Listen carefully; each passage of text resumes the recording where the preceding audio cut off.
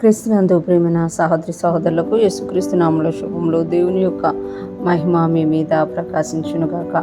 ఈరోజు దేవుడు మనకిచ్చిన మాట లేవీకాండము 10వ అధ్యాయము 15వ వచనం. హోమద్రవ్య రూపమైన క్రొవ్వును గాక యెహోవా సన్నిధిన అల్లాడింపబడిన దానిని అల్లాడించున్నట్లు ప్రతిష్ఠితమైన జబ్బను అల్లాడించు బోరను తీసుకుని రావాలను. నిత్యమైన కట్టడి చొప్పున అవి నీకును నీ కుమారులకును చెందును అట్లు యెహోవా ఆజ్ఞాపించెను. ఈ మాటలు మనం లేవీకాండంలో చూస్తున్నాము. లేవీకాండంలో దేవుడు లేవీలు ఏం చేయాలి, ఎలాగా చేయాలి, ఎలాగా అర్పణం తెచ్చినప్పుడు ఏ అర్పణం ఎలాగ చేయాలి అనేది చెప్పినట్టుగా మనం చూడగలం. ఇక్కడ హోమద్రవ్య రూపమైన క్రొవ్వును గాక అంటే హోమద్రవ్య రూపమైన కొవ్వు గాక యెహోవా సన్నిధిని అల్లాడింపబడిన దానిని అల్లాడించినట్లు ప్రతిష్ఠితమైన జబ్బను అల్లాడించు బోరను తీసుకొని రావాలను. అంటే హోమద్రవ్య రూపమైన కొవ్వును గాక అంటే ఏదైతే అర్పణం తీసుకొస్తున్నారో ఇశ్రాయేలీలు ఆ అర్పణములోన క్రొవ్వును బలిపీఠం మీద దహించి వేయవలను. అది యెహోవాకి ఇంపైన సువాసన. అలాగే దానిని యొక్క జబ్బను అల్లాడించు బోరను అంటే ఏదైతే దేవుడు ఆ యొక్క అర్పణం తెచ్చినప్పుడు ఆ అర్పణంలో దేవుడు ఏ పార్ట్స్ అయితే కోరారో వాటిని ఏం చేయాలంట అల్లాడింపబడిన దానిని అల్లాడించినట్లు అంటే దేవుని దగ్గర చూపించాలన్నమాట. దేవుని దగ్గర యాజకుడు ఆ అర్పణను చూపించి అల్లాడిస్తాడనమాట. ఆ తర్వాత అల్లాడింపబడిన బోరను అంటే ఏదైతే పార్ట్స్ దేవుడు చెప్తున్నారో వాటిని అన్నింటినీ కూడా దేవుని సన్నిధిలో ఆ వ్యక్తి నిమిత్తం అల్లాడింపబడతాయి అన్నమాట. అవన్నీ తీసుకొని రావాలను. అంటే ఆ రెండు కూడా ఏవేవైతే దేవుని సన్నిధిలో అల్లాడింపడతాయి ఒక్కొక్క అర్పణకి ఒక్కొక్క పదార్థాలు తీసుకొచ్చినట్టుగా కనుక మనము లేవీకాండంలో చూడగలుగుతామన్నమాట.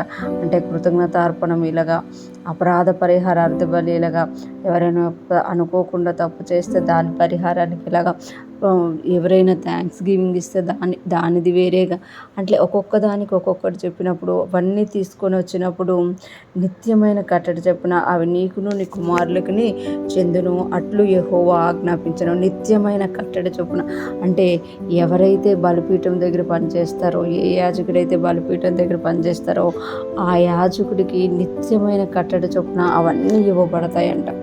ఏదైతే వారు అల్లాడించారో, ఏదైతే ఆ దేవుని సన్నిధిలో అర్పించారో అది వాళ్ళకి సొంతమవుతుంది. అది నీకును నీ కుమారులకును చెందును అట్లు యెహోవా ఆజ్ఞాపించను. అంటే ఏదైతే దేవుడు అల్లాడించిన అర్పణంగా ఉందో అదంతా కూడా యాజకులు తగ్గుతుందన్నమాట. ఈరోజు ఫ్రెష్ మన్నా వింటున్న ప్రతి ఒక్కరూ జ్ఞాపకం చేసుకోవాలి.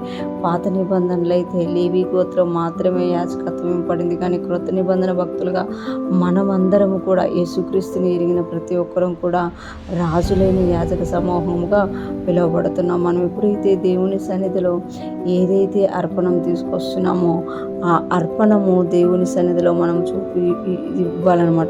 ఇచ్చినప్పుడు ఆ అర్పణమును బట్టి దేవుడు తన ఆశీర్వాదాన్ని మనకి ఇస్తారు. ఎందుకు అనంటే యేసయ్య ప్రధాన యాజకుడుగా అక్కడ ఉన్నారు.